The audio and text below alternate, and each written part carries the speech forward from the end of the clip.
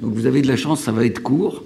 On est dans une période d'anniversaire. On a eu les 70 ans du CEA, les 60 ans du génie atomique. Jean-Bernard Lévy est né en même temps que le génie atomique. Hein, donc joyeux anniversaire. Joyeux anniversaire. Je pense que je suis très très content que ce soit lui qui fasse ce discours pour les 60 ans du génie atomique. EDF et le CEA, c'est une longue histoire. Pour fêter les 70 ans du CEA, on a demandé à Marcel Boiteux de venir parler des relations entre le CEA et EDF. Et c'était hautement symbolique, parce que la fonction du CEA étant très fortement liée à l'énergie nucléaire civile en France, il est tout à fait naturel que les liens entre EDF et le CEA soient très étroits et qu'ils le deviennent de plus en plus. C'est-à-dire qu'on ait une approche conjointe, coordonnée, et quasiment fusionnelle en ce qui concerne le nucléaire civil, et aussi bien son état actuel que son futur.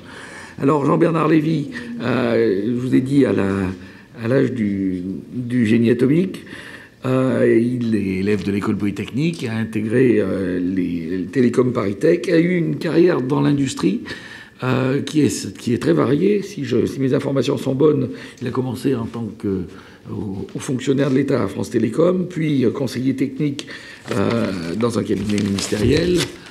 Ensuite, il a fait un passage chez Matra Espace, a été directeur général de Matra Communication, directeur général de Vivendi, dont il a assumé la présidence du directoire. Il a été PDG du groupe Thales, et il est nommé président-directeur général d'EDF depuis le 26 novembre 2014.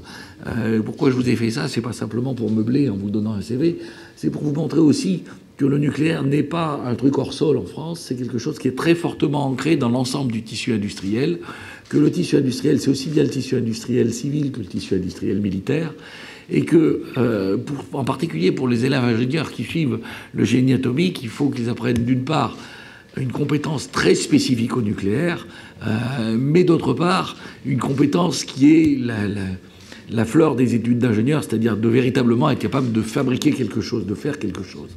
L'époque où on parlait d'une industrie sans usine, je pense que l'ADRI qui était associé à ça est fort heureusement révolu. Donc je vais donner tout de suite la parole à Jean-Bernard Lévy pour vous faire la conférence inaugurale de cette année du génie atomique. En n'en disant pas plus, bah, de toute façon je vois pas bien comment je pourrais aller beaucoup plus loin. Là, mais... Merci. Merci.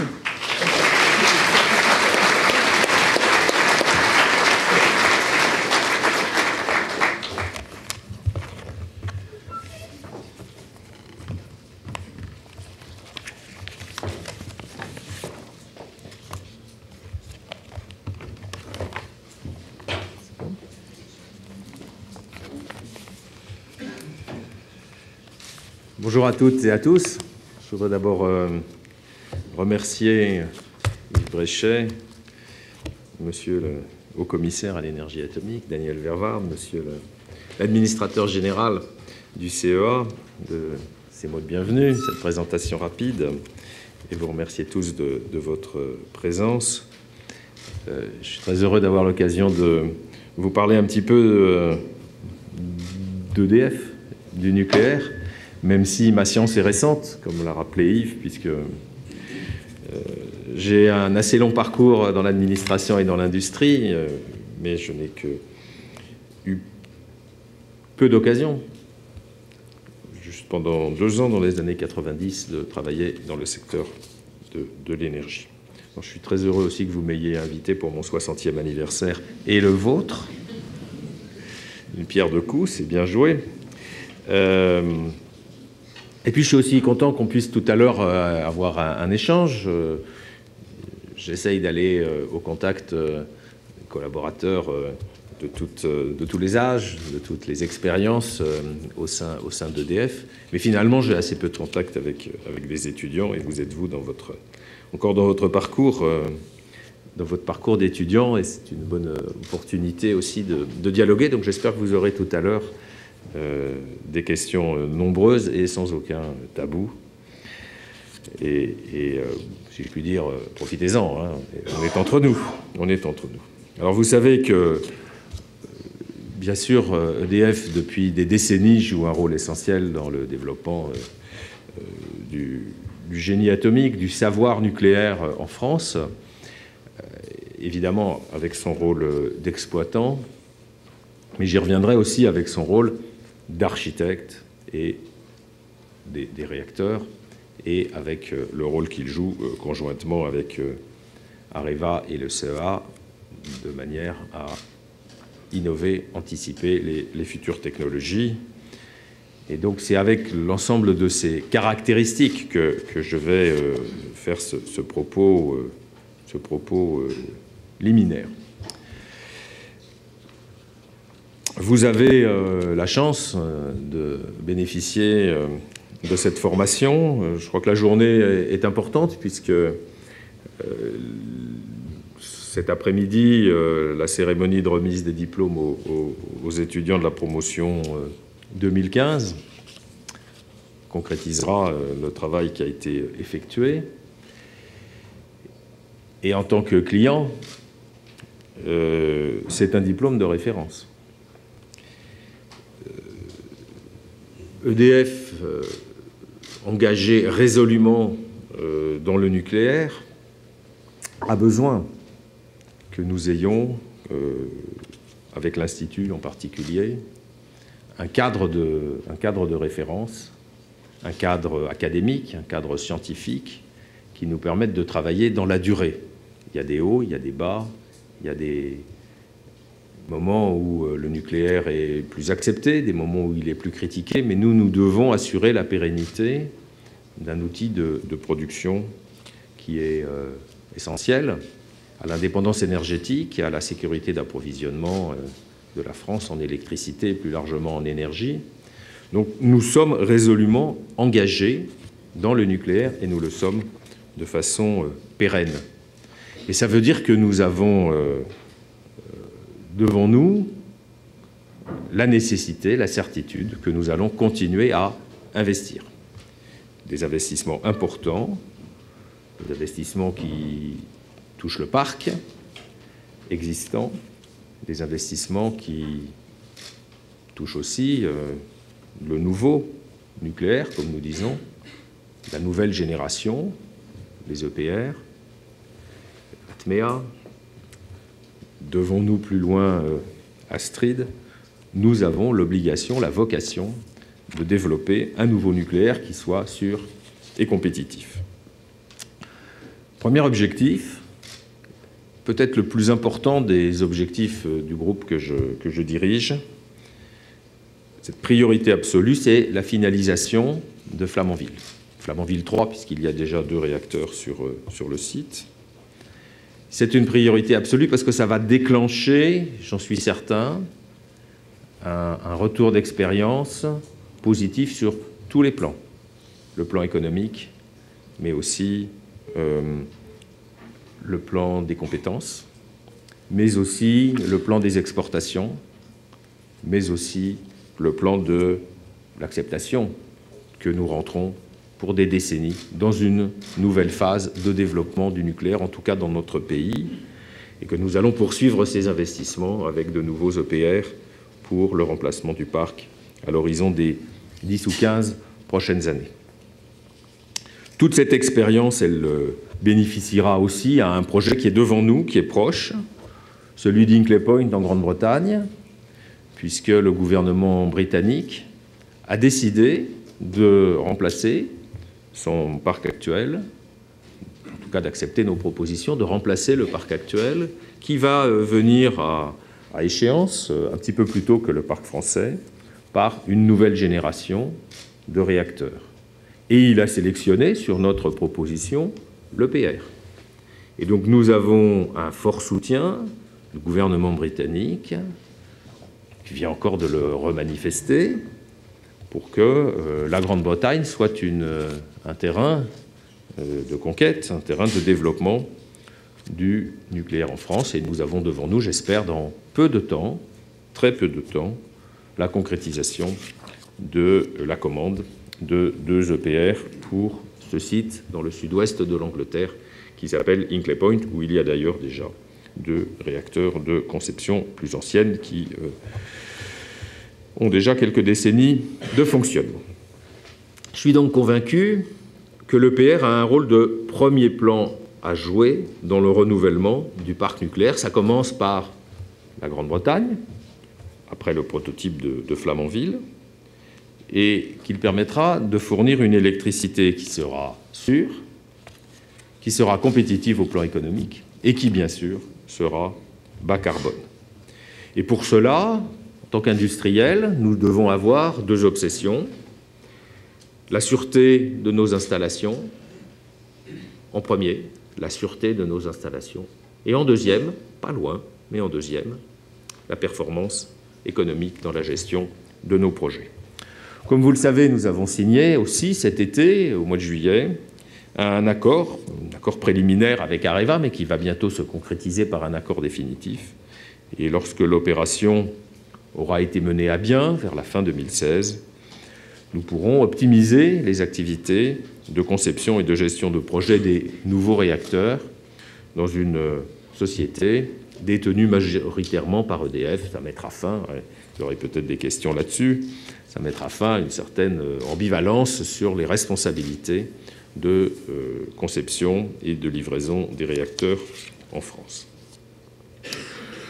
Comme je l'ai dit, au-delà des coopérations que je viens d'évoquer, nous devons aussi renforcer ce que nous faisons en matière de recherche et développement, en matière de vente de nouveaux réacteurs à l'exportation, mais je voudrais aussi ajouter la question de l'entreposage des combustibles usés, du retraitement, de l'enfouissement, du démantèlement.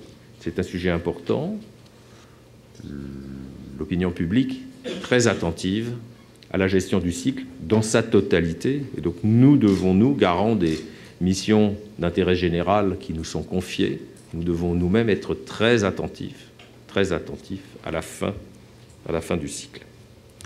Et c'est pour ça que, dans le cadre de la reconfiguration de la filière nucléaire française, et il faut le dire aussi des difficultés économiques et financières d'Areva, EDF a décidé de se porter candidat pour participer activement à cette restructuration qui aura lieu donc définitivement, je crois, en tout cas on s'y attend, à la fin de l'année 2016, sous réserve de l'approbation des autorités de la concurrence.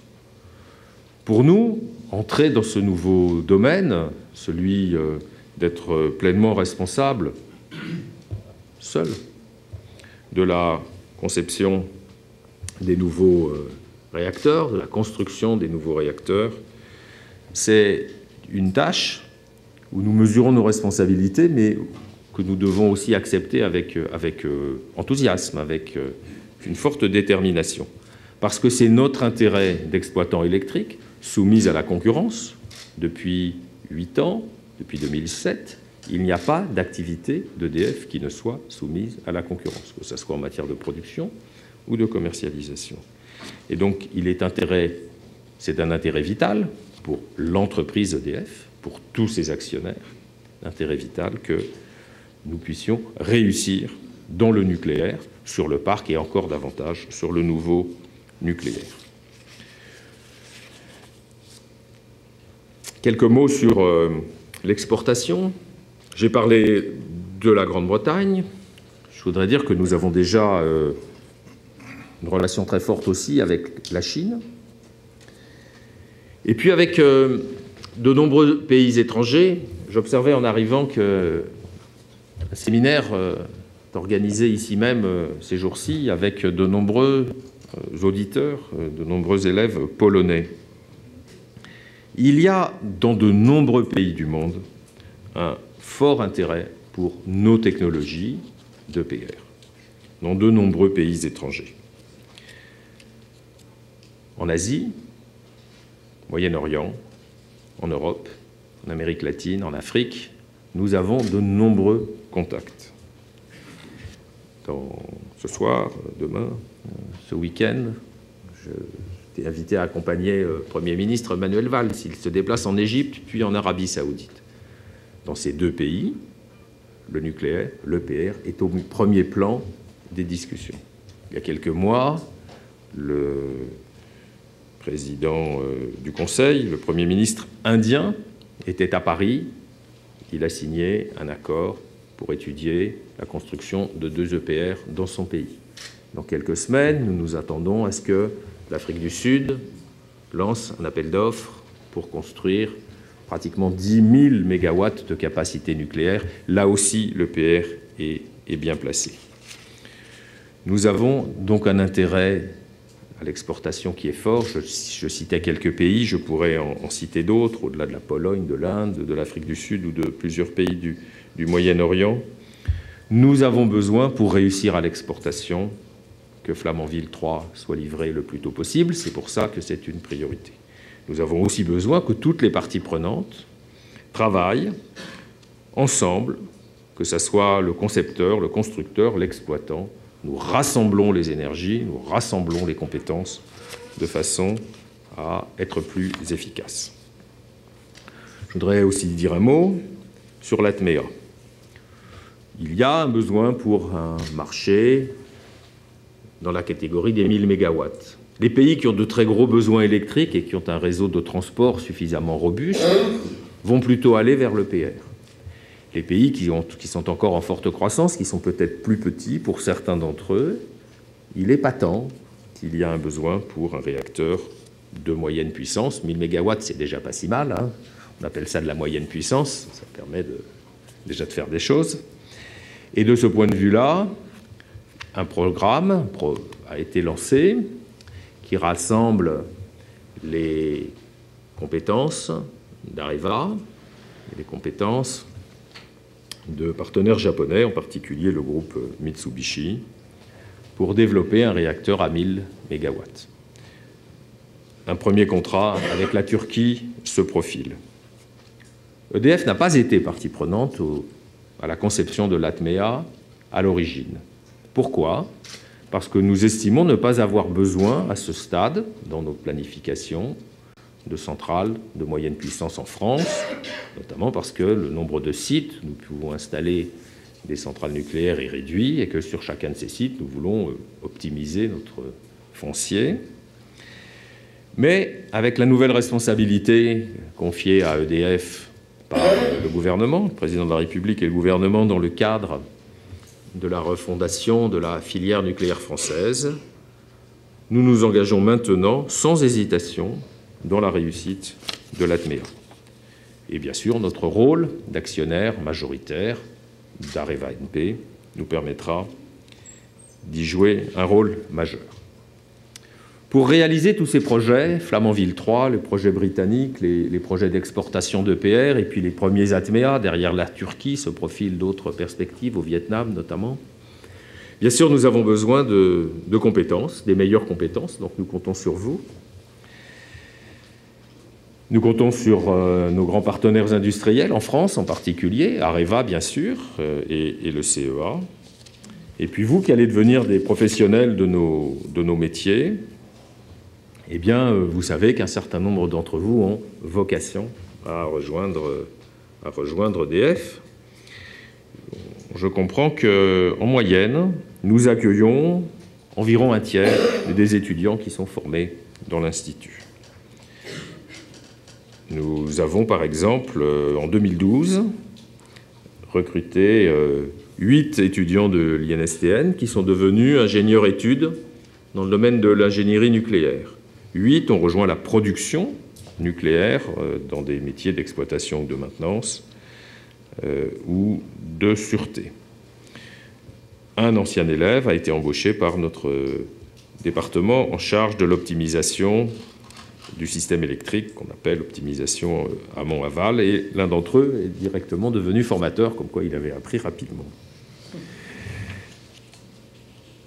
Juste pour donner un exemple de la diversité des opportunités que nous offrons et de notre volonté d'être un partenaire durable, et puis de le faire également, même si ce n'était pas le cas sur la promotion de 2012, d'accueillir des étudiants au sein de notre propre direction de recherche et développement.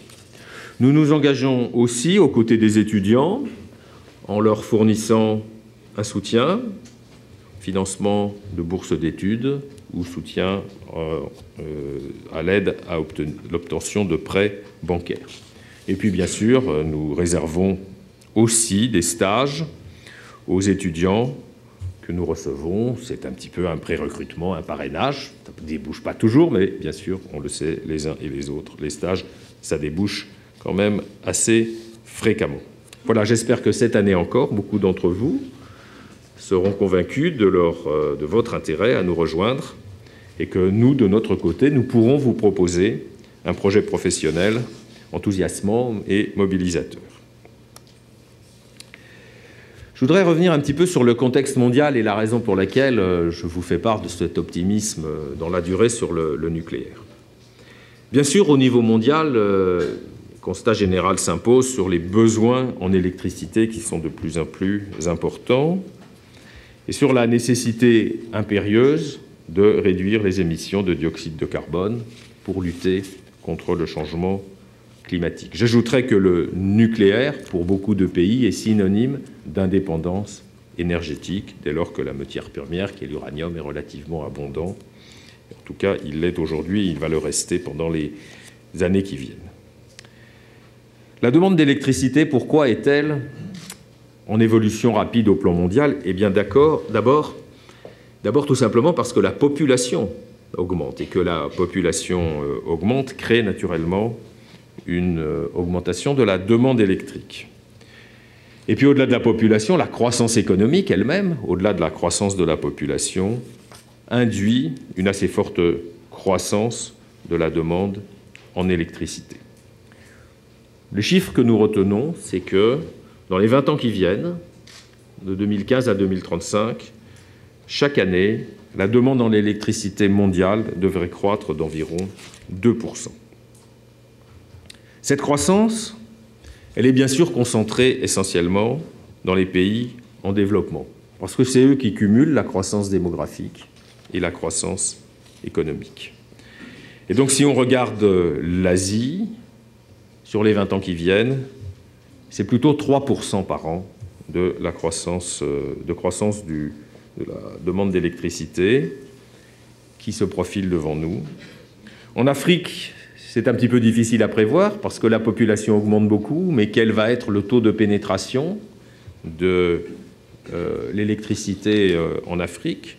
On sait qu'aujourd'hui, l'électricité reste trop souvent un service inaccessible.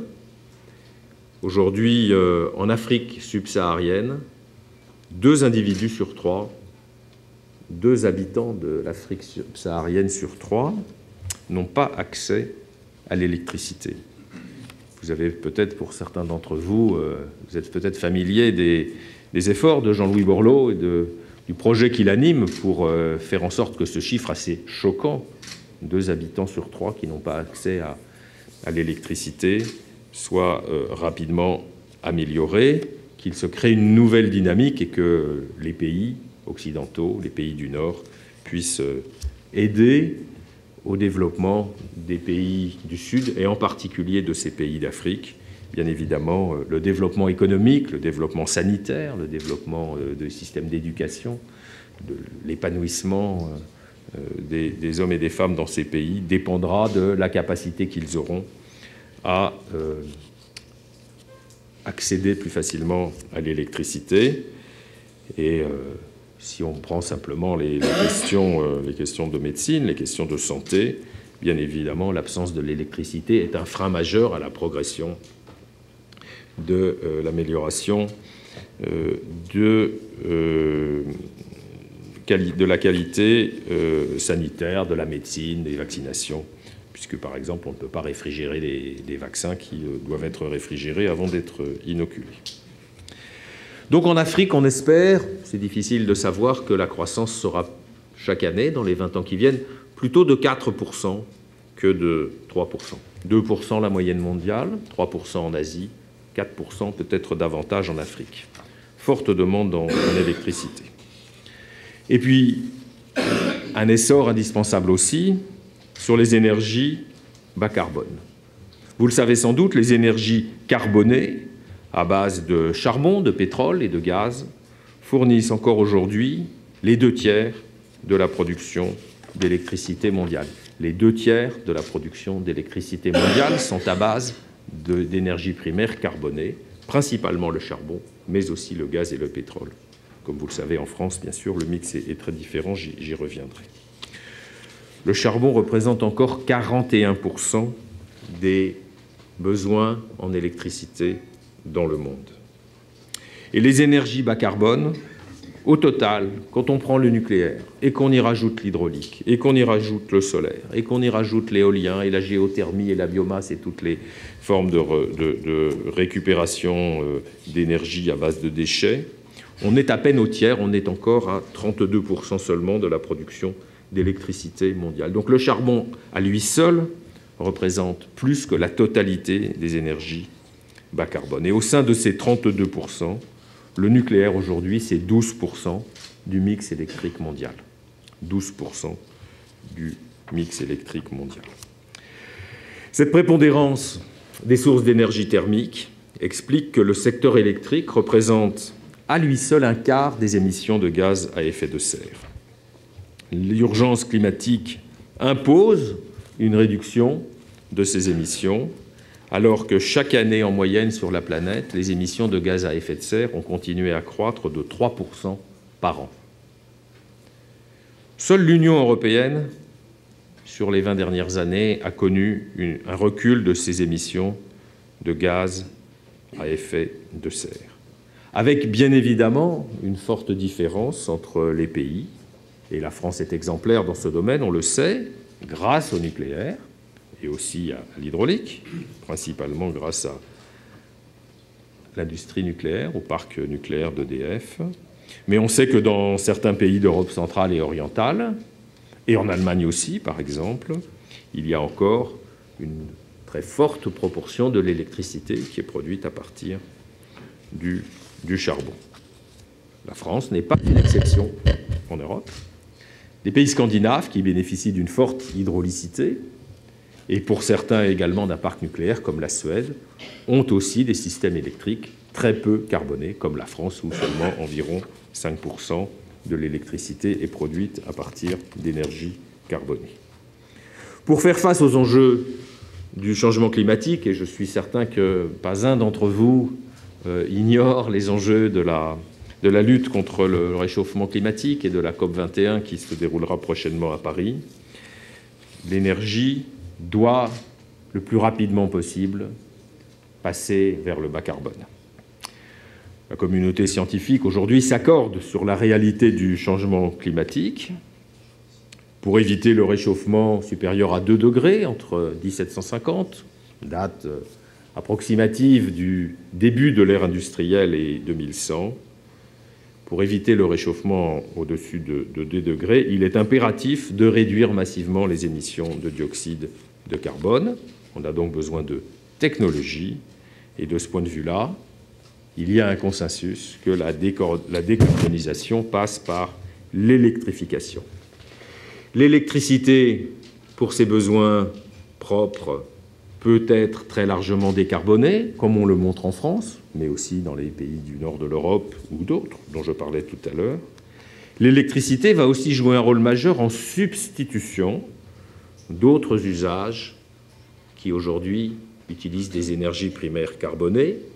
Les deux principaux domaines de substitution de l'électricité à des combustibles fossiles sont bien sûr le bâtiment, le chauffage d'un côté, et les transports de l'autre. L'objectif serait d'atteindre en 2050 un mix électrique décarboné à 80%, ce qui nécessite le triplement des investissements dans les énergies bas carbone, le triplement des investissements renouvelables et nucléaires, mais aussi des projets majeurs dans le stockage du CO2. Pour contribuer à ces enjeux, le développement de l'énergie nucléaire est bien sûr indispensable. Le nucléaire est donc l'une des rares options disponibles à grande échelle qui permettra à la fois de réduire les émissions de dioxyde de carbone par rapport au mix électrique mondial existant aujourd'hui, et également de fournir une substitution, un remplacement à d'autres formes de production de base. Depuis sa création, l'énergie nucléaire a permis d'éviter le rejet de 56 gigatonnes de CO2 sur les peut-être 60 dernières années, puisque c'est le chiffre magique aujourd'hui, 56 gigatonnes de CO2 évitées. C'est l'équivalent de 2 années d'émissions mondiales de CO2, tout secteur confondu, 2 années d'émissions mondiales au rythme actuel, qui est bien sûr très différent et très supérieur aux années précédentes. Selon l'Agence internationale de l'énergie, le nucléaire, d'ici à 2040, va permettre à la Corée du Sud de limiter à la moitié de ses émissions annuelles le niveau qu'elle connaît actuellement. Pareil en ce qui concerne le Japon, les États-Unis, l'Union européenne, la Chine. Les chiffres sont un peu moins importants compte tenu des programmes qui sont lancés, mais il est clair que l'énergie nucléaire joue un rôle majeur dans les efforts communs à tous de lutte contre le réchauffement climatique. C'est bien sûr en Asie que les programmes nucléaires sont les plus ambitieux, compte tenu du poids démographique et économique de l'Asie. Le développement économique leur permet d'accéder à un niveau de vie dans lequel les consommations d'énergie sont bien supérieures à ce qu'ils étaient auparavant, en particulier en matière d'électricité. D'importants programmes de développement de l'énergie nucléaire sont donc engagés dans cette région du monde. Il y a aujourd'hui en Asie 119 réacteurs nucléaires en exploitation, mais déjà 49 en construction et plus de 100 en projet. Il y a également 56 réacteurs nucléaires de recherche qui se concentrent principalement sur la Chine, l'Inde et la Corée du Sud. L'Afrique et le Moyen-Orient, eux, ont à préparer l'après-pétrole. Ils disposent de ressources énergétiques importantes, mais principalement à base de combustibles fossiles.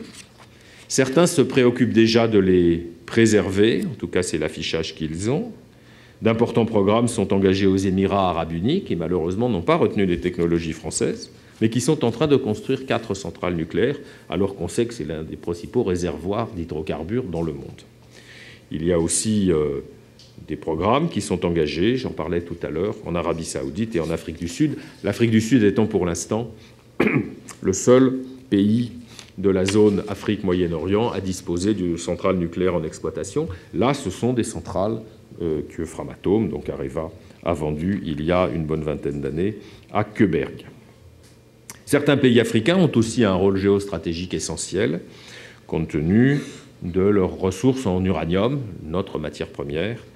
Ils ont la matière première du combustible nucléaire, et donc ce sont pour nous des partenaires importants. Le Niger en particulier pour la France, mais la Namibie, quelques autres pays détiennent des réserves uranifères qui jouent un rôle majeur dans notre filière. Certains pays d'Amérique du Sud relancent aussi leurs programmes nucléaires. Le Brésil, l'Argentine ont des projets.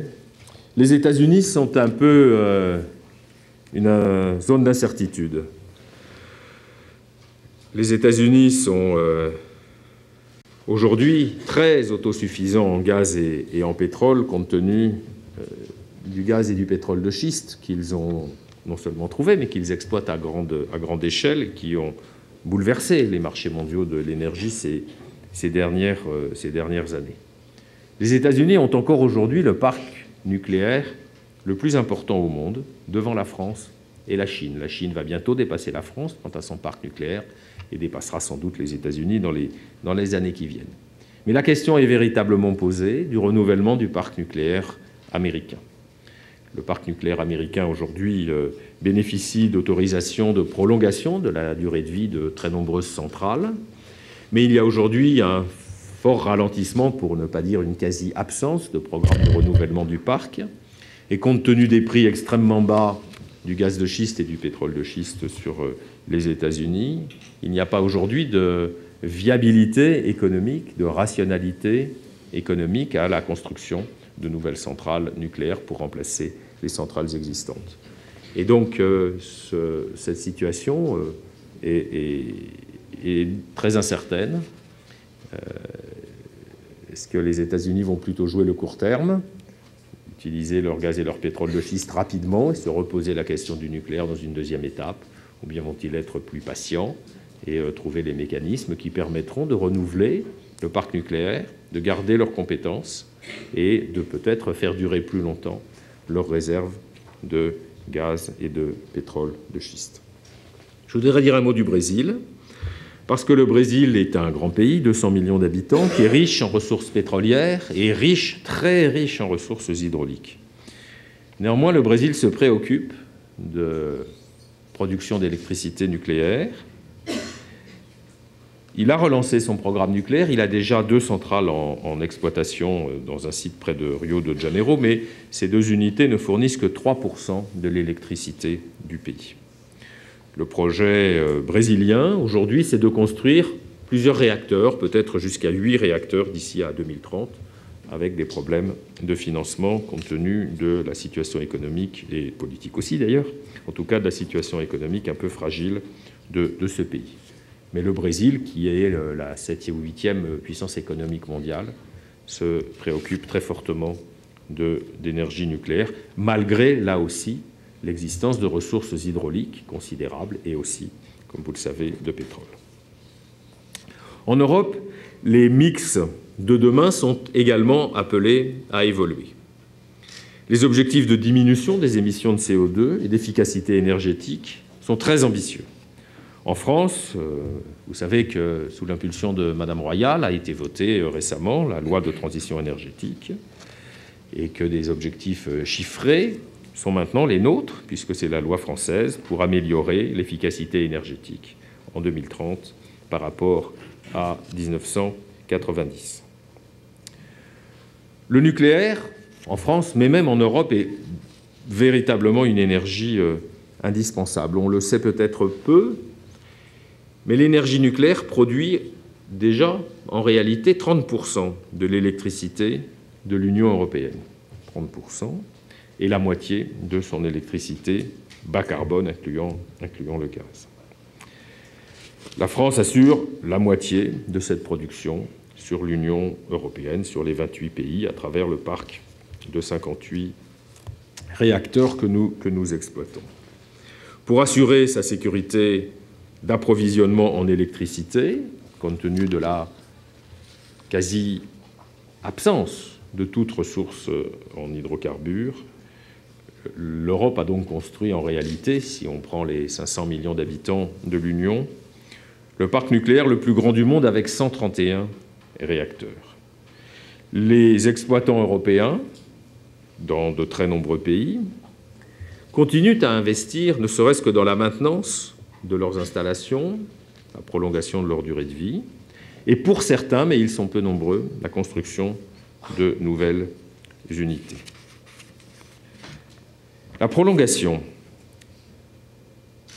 de la durée de vie des réacteurs nucléaires civils est une source d'investissement très important. Et compte tenu de la compétitivité du nucléaire, de nombreux pays européens ont fait le choix de prolonger la durée de vie des réacteurs. La France, le Royaume-Uni, la Belgique, la Suisse, la République tchèque, la Suède, les Pays-Bas, presque 10 pays, ont décidé de réaliser d'importants plans d'investissement pour prolonger en toute sûreté, et souvent en améliorant le niveau de sûreté par rapport à la phase de conception d'il y a 30, 40 ou 50 ans, ont réalisé donc des investissements qui sont importants. En France, vous le savez, le programme s'appelle Grand Carénage. Il nécessitera, le moment venu, pour passer au-delà de 40 ans, l'accord de l'autorité de sûreté nucléaire. Néanmoins, dans le cadre des travaux préparatoires et aussi de l'amélioration de la sûreté, nous avons déjà, chez EDF, engagé les premiers travaux sur la centrale de Palluel, qui est au bord de la Manche, en Seine-Maritime, des premiers travaux. Plus largement, ce programme industriel de grand carénage pour la France, il nous permettra de rénover notre parc, changer un certain nombre d'équipements, augmenter significativement le niveau de sûreté et bien sûr prolonger la durée de vie dans une première étape de 10 ans, parce que la réglementation française impose que les autorisations soient données par tranche décennale, mais nous espérons prolonger la durée de vie du parc ou de la quasi-totalité du parc jusqu'à 60 ans. Au Royaume-Uni, il y a un programme similaire d'investissement qui est lourd, avec l'objectif de prolonger la durée de vie du parc nucléaire de 8 années en moyenne, et certaines des autorisations ont déjà été données. En Europe, il y a aujourd'hui 6 réacteurs qui sont en construction: France, Roumanie, Slovaquie, Finlande. Mais comme je le disais, de nombreux projets sont à l'étude. Celui du Royaume-Uni, dont nous sommes les opérateurs, devrait se concrétiser très rapidement. Mais il y a aussi des projets importants dans une dizaine de pays de l'Union, principalement des pays du Nord et de l'Est de l'Europe, République tchèque, Pologne, Hongrie, Roumanie, Bulgarie, Finlande, Suède et Slovénie, au-delà de la France et de la Grande-Bretagne.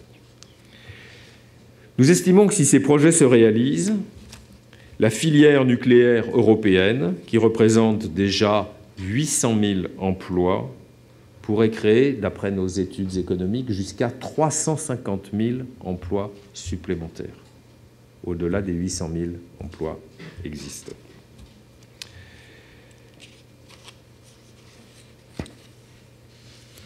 La Grande-Bretagne, de ce point de vue-là, est un pays clé. C'est un pays clé parce que c'est un pays qui a engagé très tôt la transition vers un modèle électrique sobre en carbone. La Grande-Bretagne a choisi d'aller rapidement vers des énergies renouvelables. Je ne ferai pas de plaisanterie sur le fait que c'est plutôt du vent que du soleil, vous l'aurez bien compris. Il a décidé d'investir très largement dans le captage et le stockage du CO2. Il a décidé d'établir le premier ou le deuxième en Europe un prix plancher du CO2 très au-dessus du prix de marché, de façon à inciter à l'accélération de la décarbonation de l'économie. Et il a évidemment fait le choix du nucléaire français, pour assurer le renouvellement et le développement de son parc. J'ajouterais, c'est dans l'actualité, que hier, Mme Ségolène Royal a déclaré devant le colloque annuel de l'Union française de l'électricité qu'elle allait proposer, un peu sur le modèle britannique, un prix plancher du CO2 pour la France qui soit bien au-delà du prix de marché. Et que ceci va être, nous le soutenons bien sûr, un facteur d'accélération important du nucléaire et nous souhaitons que de nombreux pays d'Europe suivent l'exemple qui a été mis en place en Angleterre, il l'a également été en Suède, de façon à accélérer la transition énergétique sans attendre que les mesures qui sont prises par l'Union européenne se concrétisent.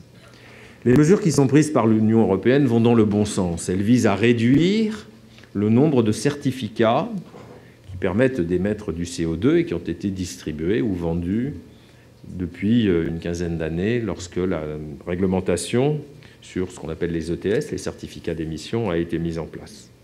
Mais cette réduction sera lente et un peu tardive, puisque même s'il y a un accord politique assez général, nous n'attendons pas d'effet de cette politique de réduction des émissions de CO2 à travers une attrition des certificats d'émission.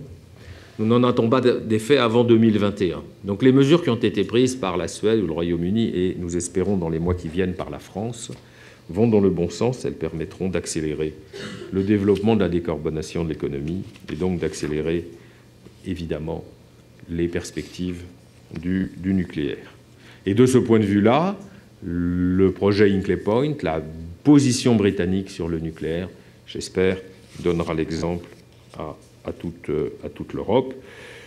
Je voudrais vous signaler, on parlait d'emploi, les chiffres sont impressionnants, notamment en matière d'exploitation, dans la filière en général, et vous serez directement concernés, pour beaucoup d'entre vous. La construction d'un EPR à l'étranger, d'après des estimations de Pricewaterhouse, crée 3 750 emplois en France pendant la phase de construction en moyenne. 3 750 emplois pour la commande d'un EPR. Donc on voit l'ampleur des programmes dont nous sommes chargés, dont vous serez bientôt chargés. La France a aujourd'hui un système électrique performant et exemplaire. Et je voudrais dire un mot sur un point qui me paraît essentiel, qui est le développement des synergies entre l'énergie nucléaire et l'énergie renouvelable. Pour nous, chez EDF, le parc nucléaire constitue un socle favorable à la croissance des énergies renouvelables. Pourquoi ? Parce que le parc nucléaire fournit de l'énergie quand on en a besoin. De l'énergie en base, de façon continue. Nous sommes organisés pour avoir le parc nucléaire disponible plutôt l'hiver, quand la consommation est élevée, et essayer de concentrer la plupart des opérations de maintenance programmées l'été, quand les besoins en électricité sur le réseau sont plus faibles. Le système électrique français, grâce au nucléaire, assure la sécurité d'alimentation du système à tout instant. Les renouvelables, sur lesquels des objectifs ambitieux sont partagés par tous, ont bien sûr un inconvénient, l'intermittence. La difficulté à prévoir leur disponibilité, notamment en raison des conditions météorologiques. Le nucléaire, qui lui se programme et est parfaitement prévisible, très largement prévisible, c'est le socle de notre production et de notre consommation. Le renouvelable, c'est aussi notre avenir, et EDF a décidé, dans son plan à 15 ans, que nous appelons CAP 2030, nous avons décidé d'investir dans de nouveaux actifs renouvelables. Au niveau mondial, nous voulons, de 2015 à 2030, doubler notre capacité de renouvelables. En France, nous visons représenter au moins 20% des nouvelles capacités d'énergie nouvelles renouvelables installées d'ici à 2030. On le voit, le renouvelable est le complément naturel de l'énergie nucléaire. Il ne faut pas opposer les énergies entre elles, et il faut au contraire profiter des besoins en électricité et de les solutions technologiques de plus en plus économiques apportées par le renouvelable. Vous savez que le prix de l'énergie éolienne a baissé, vous savez aussi que le prix de l'énergie solaire a baissé encore davantage et continue et continuera à baisser. Donc nous devons investir également dans les énergies nouvelles renouvelables. La filière nucléaire française est forte de 2500 entreprises et de 220 000 salariés. Elle offre des emplois durables. Pensez à la durée de vie des investissements que nous réalisons. Elle offre des emplois très qualifiés qui correspondent un peu au génie français. Elle offre des emplois non délocalisables, notamment tout ce qui est lié à l'exploitation. La France, grâce aux investissements depuis des décennies, maîtrise l'ensemble de la chaîne de valeur de la production nucléaire, à travers les 3 grands acteurs que sont le CEA, Areva et EDF.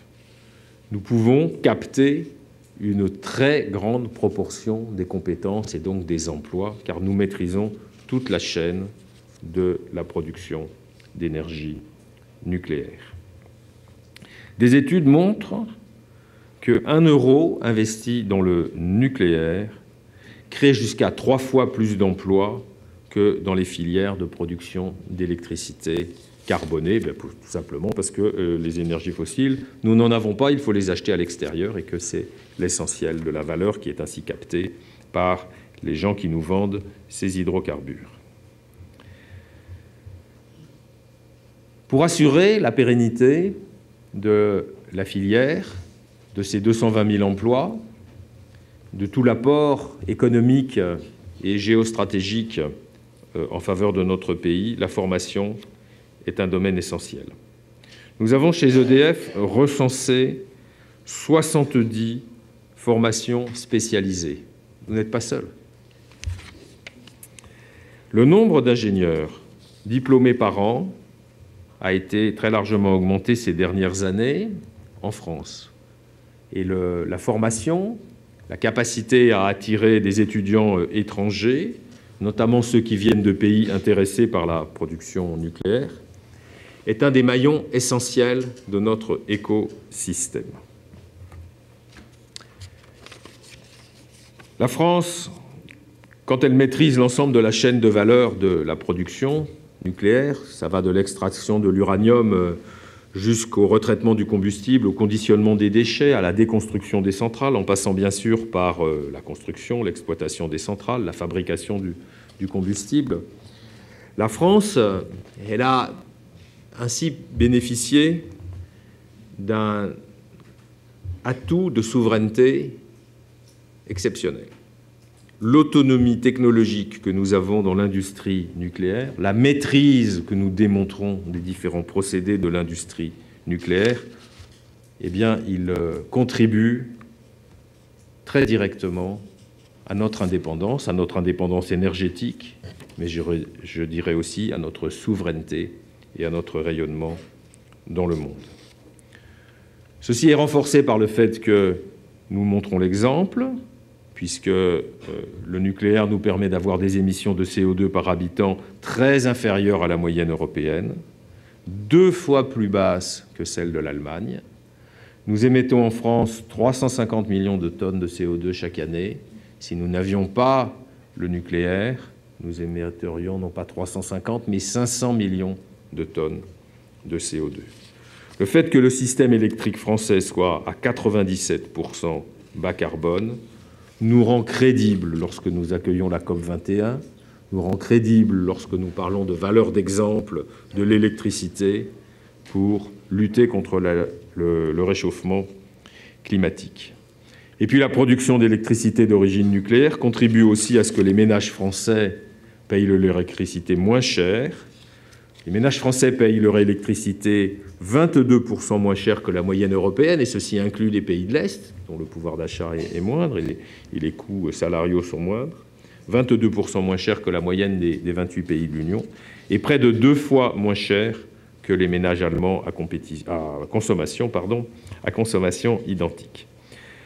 L'option nucléaire, le choix du nucléaire, c'est donc aussi le choix d'améliorer le pouvoir d'achat des ménages et de les protéger, les consommateurs français, les ménages français, contre la volatilité du prix des combustibles fossiles, contre l'augmentation future des prix du CO2. Prenons un exemple. La France et l'Italie avaient, il y a quelques années, des prix de l'électricité qui sont très voisins, compte tenu de l'augmentation du prix du pétrole. Aujourd'hui, il y a un écart important entre les prix de l'électricité pour un ménage français de ce côté-ci des Alpes par rapport à ce qu'il paye en Italie. Quelques mots sur EDF. Vous le savez, la France a fait le choix d'un opérateur électrique nationalisé en 1946 et intégré. Nous sommes devenus le premier électricien mondial et nous intervenons sur toute la chaîne de valeur de l'électricité, de l'amont à l'aval, de la production jusqu'à la commercialisation et les services énergétiques. Nous sommes présents dans des secteurs en concurrence. Et nous avons aussi des actifs qui sont régulés. Nos actifs régulés sont dans 3 domaines.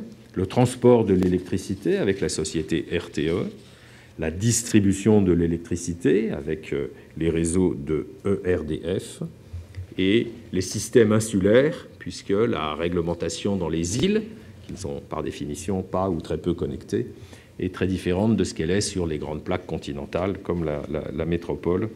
Et donc les systèmes insulaires sont régulés avec des systèmes électriques assez différents de ce qu'ils sont sur la métropole. EDF a aussi fait un choix ancien,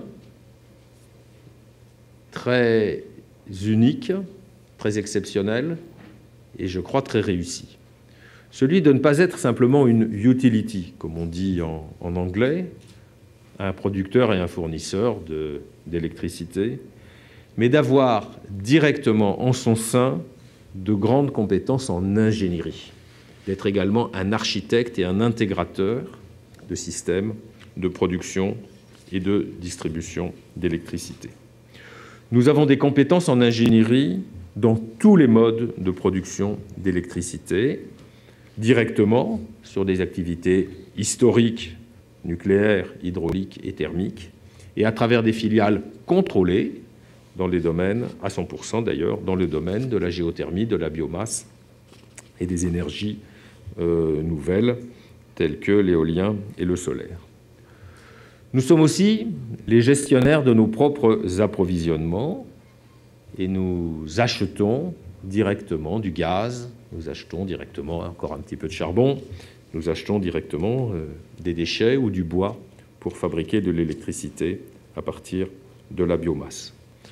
Et enfin, nous avons décidé de nous développer dans les services énergétiques pour aider nos clients à faire le meilleur usage de l'énergie. Nous ne comptons pas d'amener l'électricité aux clients, nous les aidons à consommer mieux, à être efficaces en matière de services énergétiques. Et de ce point de vue-là, nous avons récemment racheté une société importante qui s'appelle Dalkia et qui a environ 12 000 personnes en France. Notre expertise en tant qu'ingénieur est assez unique dans le domaine de l'électricité. Nous pensons qu'elle nous apporte un avantage compétitif pour mieux comprendre les besoins de nos clients et aussi pour produire de manière plus efficace, pour gérer les réseaux, l'équilibre entre production et consommation, qui est un système très complexe, pour le gérer de façon la plus efficace. Je l'ai dit, nous sommes un leader de la production bas carbone. En 2014, 87% de notre électricité est fabriquée sans aucun appel au dioxyde de carbone et nous avons la meilleure performance au kilowattheure des 10 premiers énergéticiens mondiaux. La prédominance du nucléaire et des énergies renouvelables telles que l'hydraulique, l'éolien et le solaire est évidemment le facteur déterminant pour nous permettre d'avoir ces objectifs et ces résultats. Nous sommes, vous le savez sans doute, pour l'instant le premier producteur mondial d'électricité nucléaire. Il est probable que tel ou tel opérateur chinois nous dépassera un jour. Il faut l'accepter, ils sont un tout petit peu plus nombreux que nous. Nous sommes, et ce n'est pas souvent connu, le premier producteur européen d'énergie renouvelable. Nous sommes le 3e opérateur européen de services énergétiques depuis l'intégration de Dalkia dont je parlais tout à l'heure. EDF est un groupe français. L'État en contrôle plus de 85% du capital. L'essentiel de nos actifs est en France. Mais depuis déjà longtemps, nous avons investi en dehors de France, principalement en Europe. Nous sommes le premier électricien au Royaume-Uni, le 2e en Italie, le 2e en Belgique, et dans ces pays majeurs, ces pays clés, nous continuons à investir pour nous renforcer. Nous avons aussi des intérêts moins importants en matière de production, quelquefois de distribution, dans quasiment la moitié des pays de l'Union européenne, puisqu'au-delà de la France, du Royaume-Uni, de l'Italie et de la Belgique, qui sont nos pays cœurs, nous sommes aussi présents aux Pays-Bas, en Espagne, en Suisse, en Hongrie, en Autriche. Nous sommes présents insuffisamment en dehors de France, en dehors d'Europe, surtout en dehors d'Europe. Seulement 5% des actifs d'EDF est aujourd'hui en dehors de l'Union européenne. Nous sommes principalement actifs en Amérique du Nord. Nous sommes dans le négoce d'énergie et dans les énergies renouvelables. Nous sommes également actifs au Canada, au Mexique et dans de nombreux pays en croissance rapide, y compris la Chine. Nous le sommes avec des activités de négoce, d'électricité, de gaz et de charbon. Nous sommes présents avec des énergies renouvelables dans de nombreux pays, notamment dans l'éolien et dans le solaire sur le continent nord-américain, mais aussi dans des pays comme Israël, comme l'Afrique du Sud et comme l'Inde. Notre objectif, c'est de valoriser nos compétences et de prendre des positions en dehors d'Europe dans les principales zones en croissance. Première cible, si j'ose dire, premier objectif, c'est la Chine. Nous sommes un partenaire privilégié de la Chine depuis plus de 30 ans, grâce au nucléaire et au choix qu'a fait la Chine de commander 2 centrales nucléaires à Daya Bay il y a maintenant 30 ans. Il y a eu depuis d'autres centrales nucléaires qui ont été commandées à Lingao. Et bien sûr, comme vous le savez pour beaucoup d'entre vous, 2 EPR sont en cours de construction à Taishan. EDF en détient 30% d'ailleurs, mais encore plus important, nous avons largement contribué à la construction de ces 2 EPR, Areva et EDF, avec des activités d'ingénierie qui sont importantes et qui viennent en soutien des constructeurs chinois. Il est probable d'ailleurs que les 2 centrales nucléaires de Taishan en tout cas la première, sera mise en service avant celle de Flamanville, ce qui montre la capacité de nos amis chinois à bien gérer leur chantier. Avec, paraît-il, des règles sociales un petit peu différentes.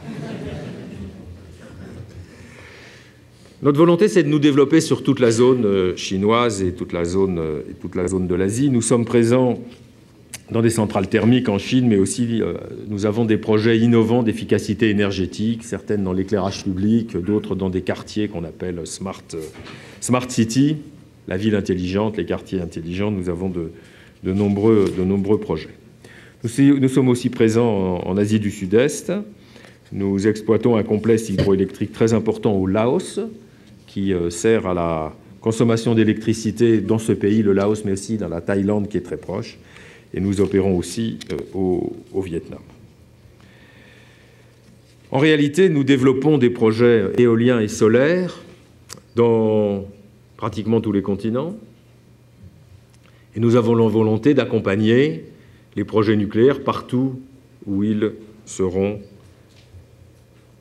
jugés nécessaires par les autorités politiques qui sont toujours impliquées dans la réalisation des projets nucléaires. Notre vision stratégique, c'est d'être un électricien performant et responsable, champion de la croissance bas carbone, avec 3 priorités de développement. La première priorité, ce sont les clients. Le monopole n'est plus comme il l'était auparavant, et la fée électricité continue à se diffuser dans les ménages et pour les entreprises. Mais aujourd'hui, il y a une forte appropriation par les clients de leur consommation d'énergie, de leur consommation électrique. Et il est indispensable que nous soyons présents dans ce domaine, que nous mettions la relation avec le client, la confiance du client, avec le client et aussi avec le territoire, avec les métropoles, avec les villes, avec les syndicats départementaux, que nous mettions cette proximité, la qualité de cette relation au centre de nos objectifs. Et donc notre première priorité chez EDF, ce sont les clients. Notre deuxième priorité, c'est d'adapter notre mix de production aux besoins et donc de continuer à investir dans le nucléaire comme dans les énergies renouvelables avec les objectifs chiffrés que je disais tout à l'heure.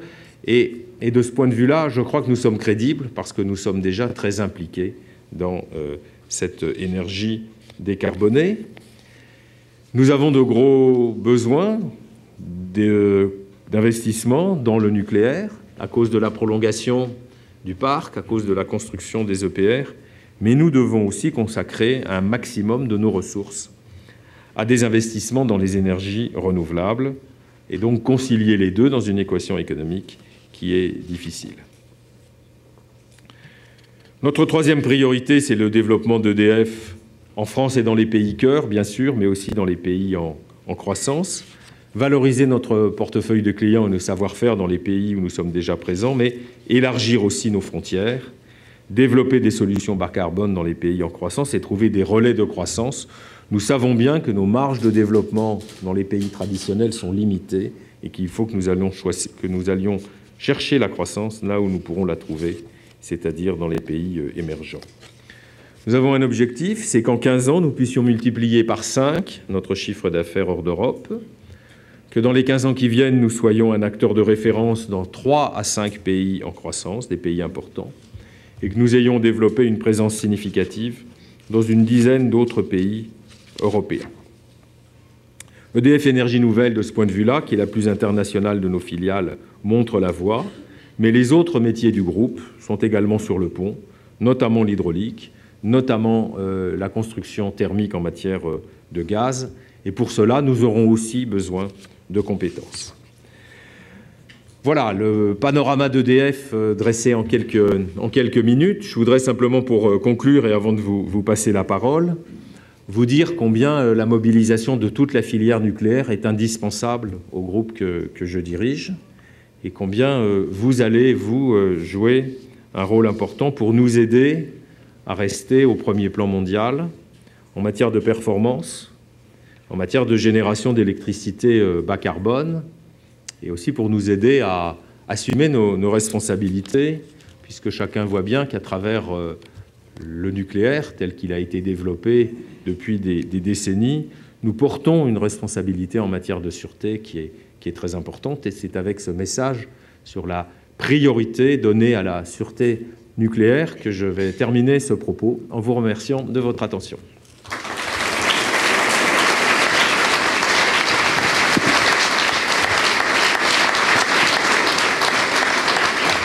Merci Monsieur Lévy pour cette intervention.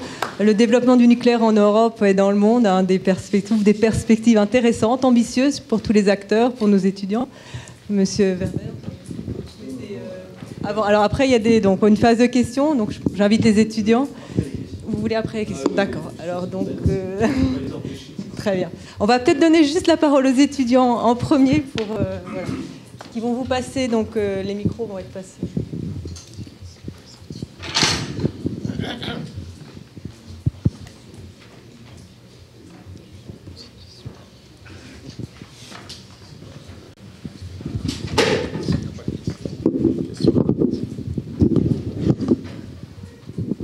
Bonjour Monsieur le Président Directeur Général.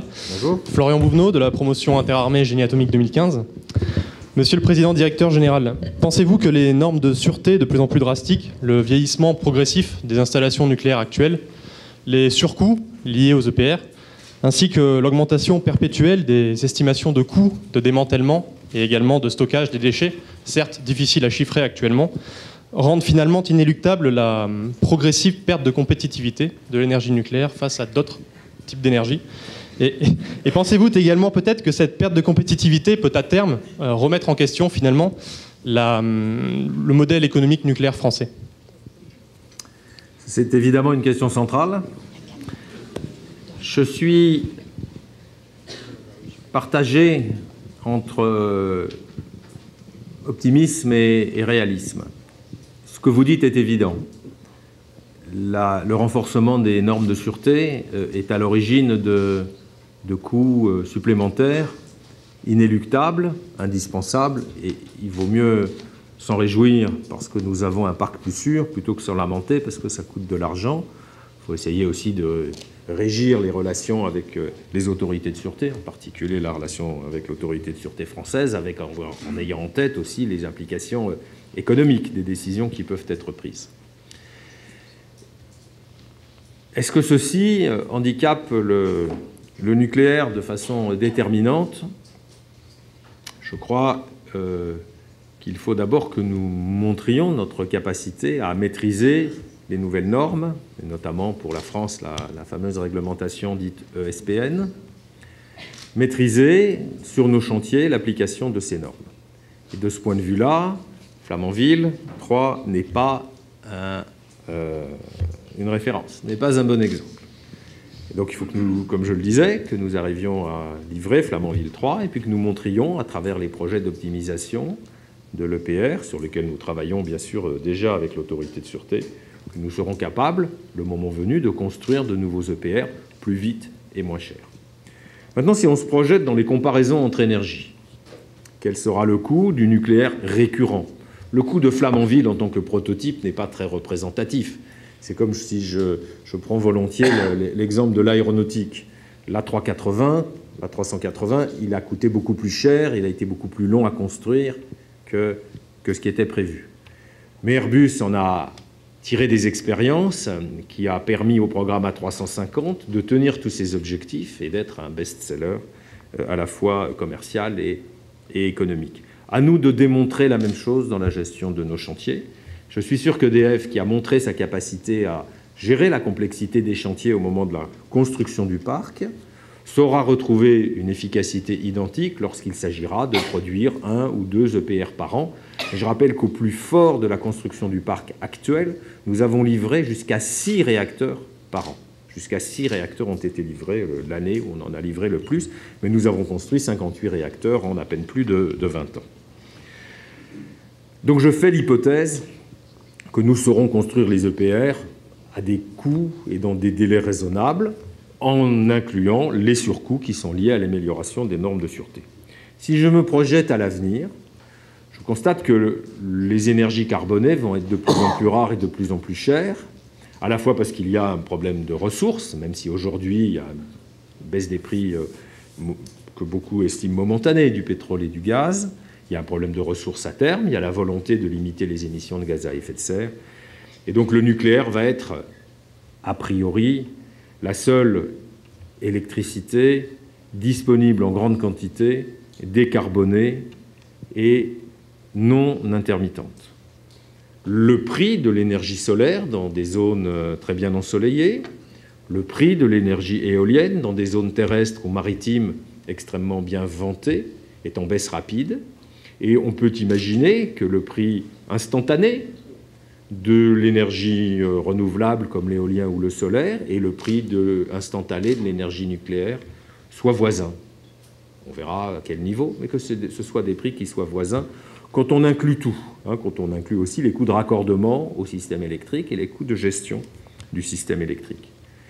Mais tant qu'on n'aura pas résolu économiquement la question du stockage de l'énergie, et c'est un effort que tout le monde est en train de faire, mais sur le plan économique, on est encore très loin entre les coûts de stockage actuels et les coûts de stockage qu'il faudrait obtenir pour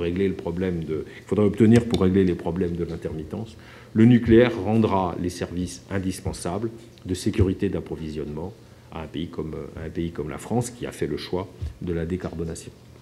Donc je suis réaliste sur le fait que les coûts du nucléaire que nous construisons aujourd'hui, que nous construirons demain, seront plus élevés que les coûts de construction quand les normes de sûreté étaient moins exigeantes. Et je suis optimiste sur le fait que, en particulier, compte tenu des objectifs de décarbonation, le nucléaire continuera à rendre des services indispensables pendant des décennies. Je voudrais juste terminer, pour ne pas être trop long dans cette première réponse, juste terminer en vous disant que c'est une analyse qui a été partagée par la Grande-Bretagne, puisque la Grande-Bretagne a décidé, et obtenu l'accord de Bruxelles dans ce cadre, a décidé de nous garantir le prix de livraison de l'électricité nucléaire sur 35 ans à partir de la livraison du premier réacteur Hinkley Point, 35 ans, à un prix beaucoup plus élevé que les prix du marché actuel, compte tenu de la valeur qu'il y a à disposer d'une énergie fiable, certaine et ne dépendant de personne. Et donc le choix de la Grande-Bretagne de nous garantir un prix, qui est d'ailleurs indispensable pour que nous fassions cet investissement, garantir un prix qui est plus élevé que le prix de marché, c'est bien qu'il y a une valeur propre au nucléaire reflétée dans la différence de prix entre le prix qui nous est garanti et le prix de marché. Voilà. Donc, ce n'est pas qu'en France que cette analyse est faite. Elle est faite en Grande-Bretagne et elle a obtenu l'accord de la Commission de Bruxelles et ce prix nous est garanti. Certes pas pour les 60 ans de la durée de vie du réacteur, mais pour 35 ans, c'est déjà pas mal et vous aurez le temps d'ici 35 ans d'être à ma place. Donc... Bonjour monsieur. Oui. Bonjour. Bonjour. Eline Escourou, représentante de la promo Génie Atomique à Cadarache. Notre question était donc comment EDF compte tirer son épingle du jeu sur le marché mondial vis-à-vis des principaux concurrents et quelles sont les perspectives d'investissement à l'étranger. Bien. Les perspectives d'investissement, je l'ai dit, nous voulons accélérer en dehors d'Europe parce que notre croissance, notre avenir, il se joue très largement à l'extérieur de l'Europe. Donc, je vous ai donné les chiffres et les grands objectifs tout à l'heure. Il faut que nous ayons les ressources pour le faire. La question économique d'EDF n'est pas facile, mais il faudra que nous dégagions des ressources pour être davantage présents en dehors de l'Europe, ce qui veut dire aussi d'ailleurs des emplois. Nous avons aujourd'hui des gens qui construisent un barrage hydraulique important au Brésil. Nous en avons d'autres qui exploitent un barrage aussi, d'ailleurs, au Laos. Nous avons des dizaines de personnes sur le chantier de Taishan, dans le sud de la Chine. Donc ce sont des opportunités aussi, en particulier pour les jeunes qui ont envie d'aller voir du pays. Sur la question de notre compétitivité, qu'est-ce qui va faire qu'on va nous choisir? Je crois que c'est la compétence. C'est d'abord et avant tout la compétence. C'est la sûreté. C'est que nous sommes synonymes d'un très grand respect des normes de sûreté. Et puis c'est ce que je disais tout à l'heure, nous ne sommes pas juste un électricien, nous sommes aussi un ingénieur. Nous avons des compétences d'ingénierie importantes, nous avons des milliers de personnes dans nos centres techniques, spécialisés par filière, le nucléaire, avec différents centres techniques. On a 7 ou 8 centres techniques sur le nucléaire dans plusieurs villes de France, l'hydraulique, le thermique, et bien sûr le renouvelable. Et donc ce qui fait notre singularité, c'est ce qui va nous permettre d'être plus efficaces que nos concurrents. Ce n'est pas en rognant sur notre rentabilité, c'est en valorisant nos savoir-faire.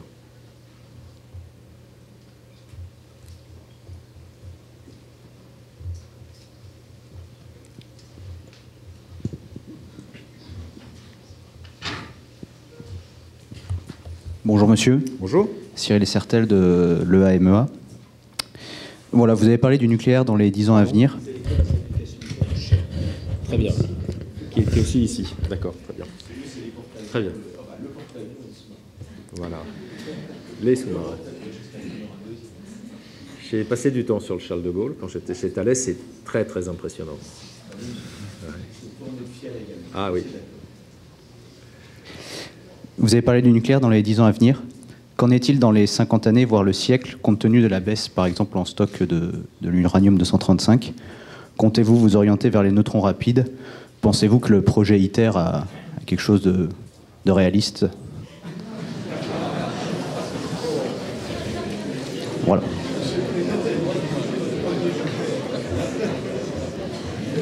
Bien. Je vais essayer de... C'est difficile de vous répondre par oui ou non. Hein. Je voudrais quand même vous dire deux choses. Premièrement, nous sommes très attachés à poursuivre les études d'une 4e génération qui permettra de ne plus consommer d'uranium, qui permettra de recycler intégralement. Donc c'est le projet qui s'appelle Astrid. Il regroupe le CEA qui en est le principal pilote, mais également Areva et EDF. Donc nous voulons absolument continuer à étudier ce qui permettra le moment venu, on parle de 20 ans, 30 ans, je ne sais pas, permettra le moment venu d'assurer un meilleur recyclage, même un recyclage complet. En attendant, nous ne sommes pas inquiets sur nos ressources, les besoins que nous avons en uranium. Nous avons des contrats de long terme assez bien répartis sur différentes zones du monde, Afrique, Asie centrale, Australie, Canada, qui nous permettent d'avoir une bonne visibilité sur nos ressources en uranium et à des prix qui sont tout à fait compétitifs. ITER, moi je sèche un peu. Hein, Vous citez votre premier jeu. Oui, voilà. On me dit qu'il y a des gens à Stockholm, je ne sais pas si vous êtes au courant, qui ont récemment découvert des moyens plus économiques et plus rapides de faire de la fusion, mais je laisserai Daniel répondre à la question.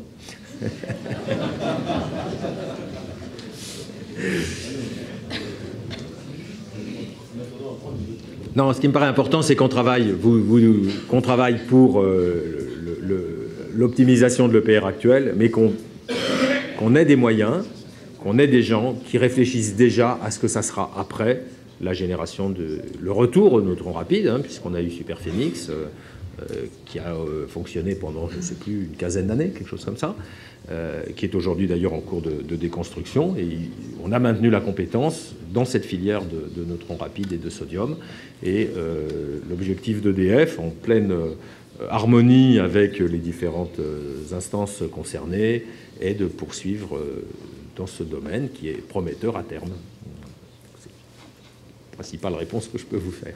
Peut-être une ou deux dernières questions ? Tout en haut. Bonjour, Gislain Ajoigny de la promotion sortante du génie atomique de Saclay. J'avais une question un peu plus terre à terre, on va dire, vis-à-vis de l'embauche en fait, parce qu'on sait que... Vous pouvez rapprocher le micro là, on vous entend. Pardon, excusez-moi.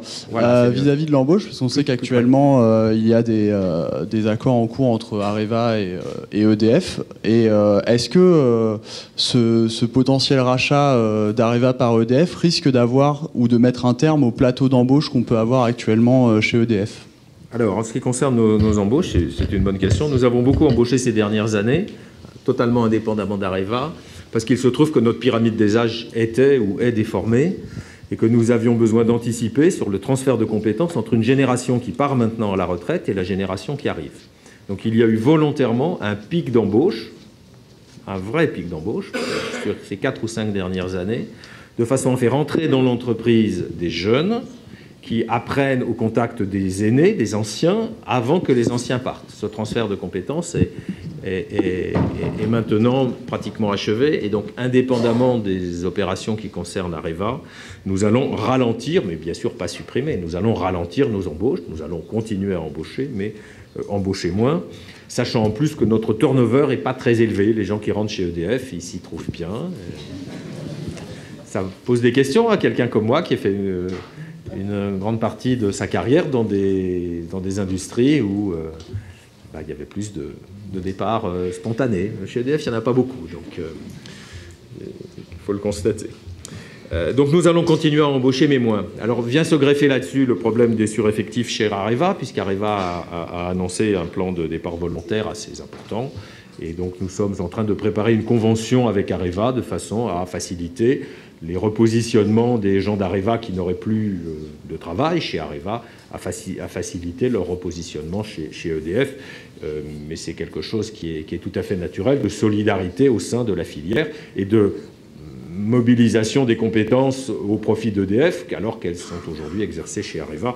Mais ceci ne devrait pas modifier de façon massive le courant d'embauche chez EDF, qui d'ailleurs souvent sont des embauches de sortie de diplôme, voilà. Donc oui, un courant d'embauche qui va rester, mais qui sera moindre que depuis 2010-2011, où il avait été momentanément gonflé pour les raisons que je vous ai expliquées. Il y a une question au premier rang, là, monsieur. Non ?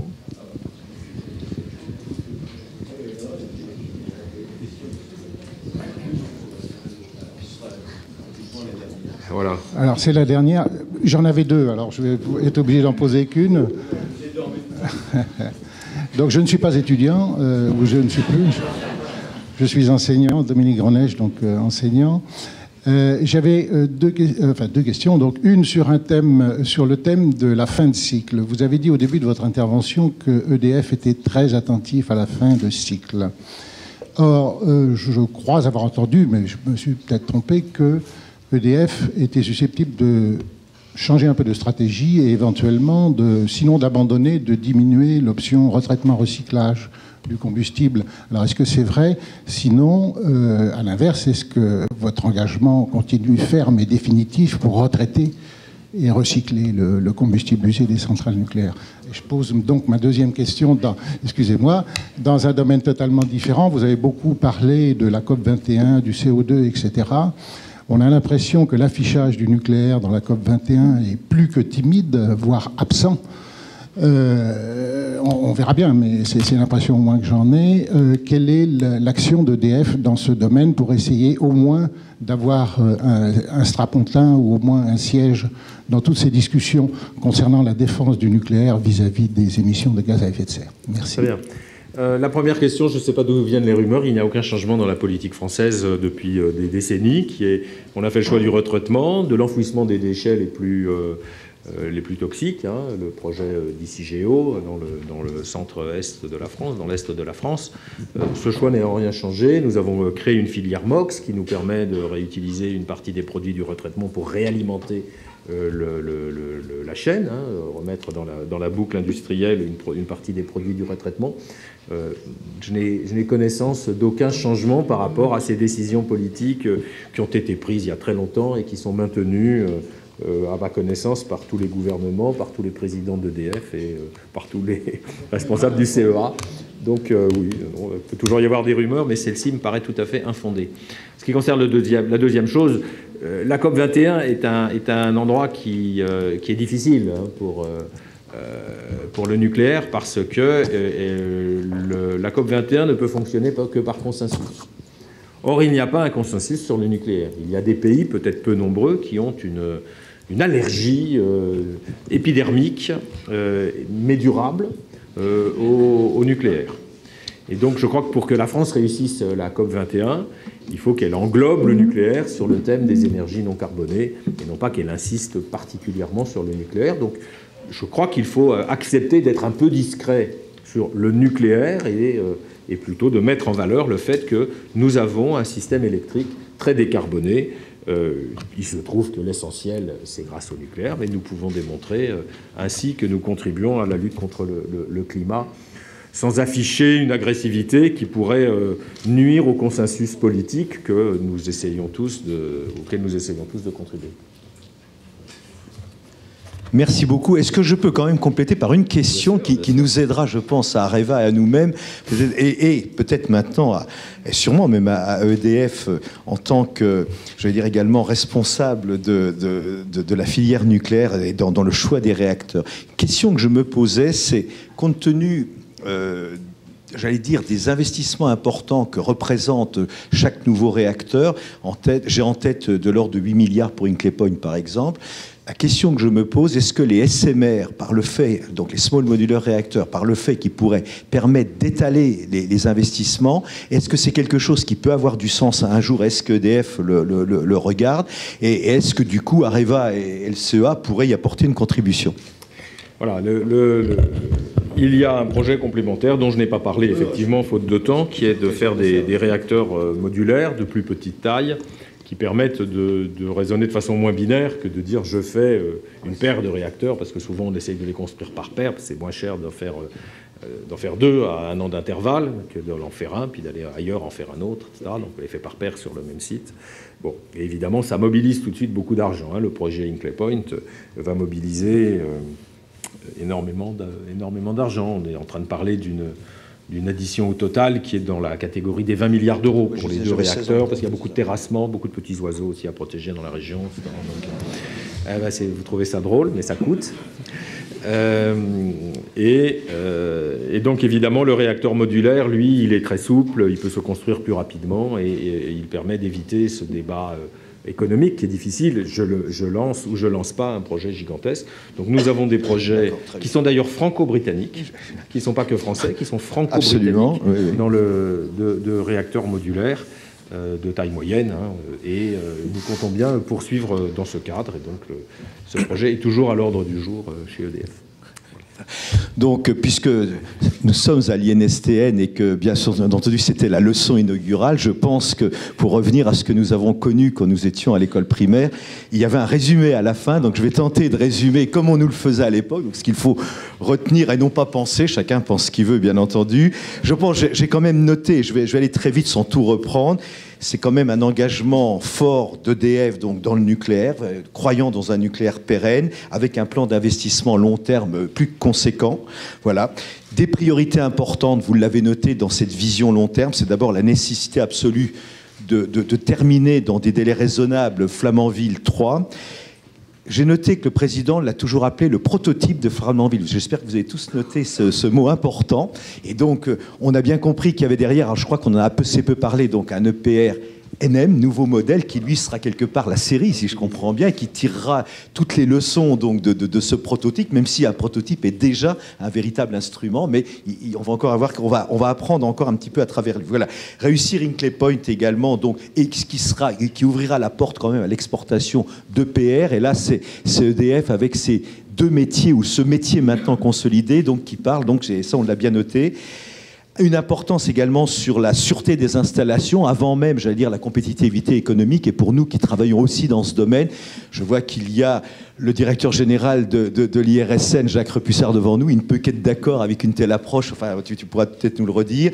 Assumer, bon, je crois qu'également, ce qui est important, ce qu'on a entendu, c'est que EDF assume pleinement cette responsabilité lourde qui lui a été confiée d'être quelque part le chef de file, en particulier pour la construction et les services, donc dans tout le domaine des réacteurs, en partenariat, bien entendu, avec EDF. L'importance d'aller à l'export et à l'étranger, donc avec un fort intérêt, donc encore une fois, pour, j'allais dire, développer, enfin vendre des deux catégories de réacteurs, en disant que l'ATMEA est un bon complément de l'EPR pour certains pays, et une ambition de multiplier par 5, donc ce qui me paraît absolument important, le chiffre d'affaires. Alors ce qui est important peut-être encore pour nous ce matin en tant qu'établissement d'enseignement, c'est qu'on a bien compris, j'allais dire, l'importance qu'avait pour EDF le diplôme donc, qui est délivré ici, donc du génie atomique. Donc c'est peut-être le message spécifique qui nous a été passé ce matin.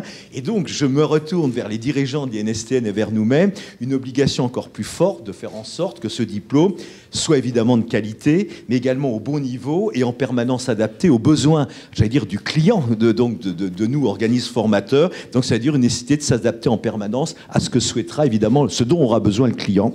Je crois donc qu'on a noté qu'une partie importante de nos promotions, un tiers, donc ont vocation à rejoindre EDF, ce qui est pour nous une grande chance également. Je vois que des gens très... Alors il a disparu, il est encore là. Monsieur Cambo-Morel est un des fameux, des gens qui ont réussi à EDF, donc, et dont on lit le rapport, enfin on le voit dans le rapport de l'inspection générale avec grand plaisir tous les ans, enfin je le lis en général avec grand plaisir, enfin, tout en sachant que c'est un rapport qui est souvent sans concession vis-à-vis du travail d'EDF. Voilà, donc pour tout ça, je tenais à te remercier, à remercier donc le président directeur général d'avoir d'abord pris du temps de nous apporter ce message extrêmement, je pense, qui va alimenter toutes nos réflexions, voire même nos travaux.